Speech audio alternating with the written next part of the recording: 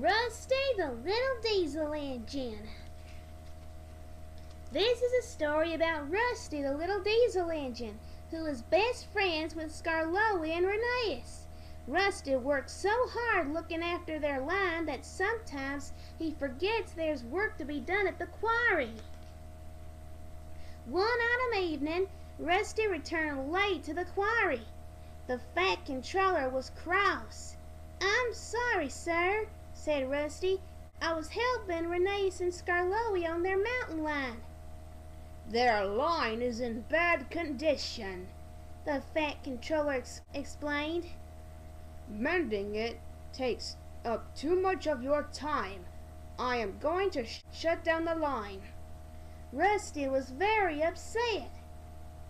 "Rheneas and Skarloey will come and work here at the quarry with you," said the fat controller. He had made up his mind. The line was closed down the very next day, and Rheneas and Skarloey arrived at the quarry to work there instead.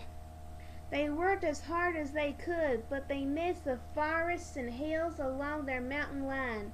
Most of all, though, they missed their passengers. Rusty could see that they were not happy. The next day, the fat controller came to the quarry with some important news. "We are going to be blasting here for the next 2 weeks," he said. "It won't be safe for you. I will find work for you to do somewhere else." "Please, sir," said Rusty, "may we go back to the old line and try to repair it? Then Rheneas and Skarloey can do their old jobs again." The fat controller agreed. "But you must be back at the quarry in 2 weeks' time," he warned the engines. Rheneas and Skarloey's line was in a mess. It was covered with rocks and branches, and the tracks were broken in several places. The 3 little engines set to work straight away. "There's no time to lose," said Rusty. When Elizabeth the vintage lorry puffed past, she thought Rusty's plan to clear the tracks was silly. "What a waste of time," she sniffed. Skarloey was sad. "She's right," he said. "We'll never get all the work done in 2 weeks." "We can't give up," said Rusty.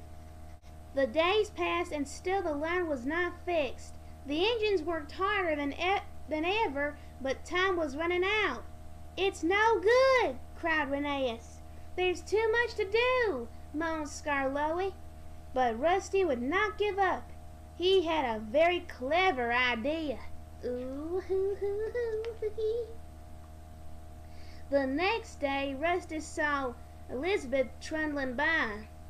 "If only we had a lorry to help us," he said loudly. Elizabeth stopped.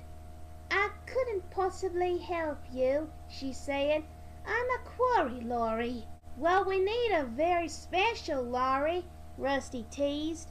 "One that can haul and pull heavy branches." "I am a very special lorry," snorted Elizabeth. "I can haul and pull," she said proudly. "So you'll do it?" said Rusty. "I will," smiled Elizabeth. Elizabeth was as good as her word. She hauled rubbish and pulled branches from the line. She helped remove a fallen tree from the cattle crossing. The little lorry puffed up and down, helping the engines until all the work was done. Together, they had finished the repairs with a day to spare. "Thank you, Elizabeth," said Rusty. "We couldn't have done it without you." "I know," puffed Elizabeth importantly. Rusty's crew finished sweeping up until everything was spick and span. The line had never looked so splendid.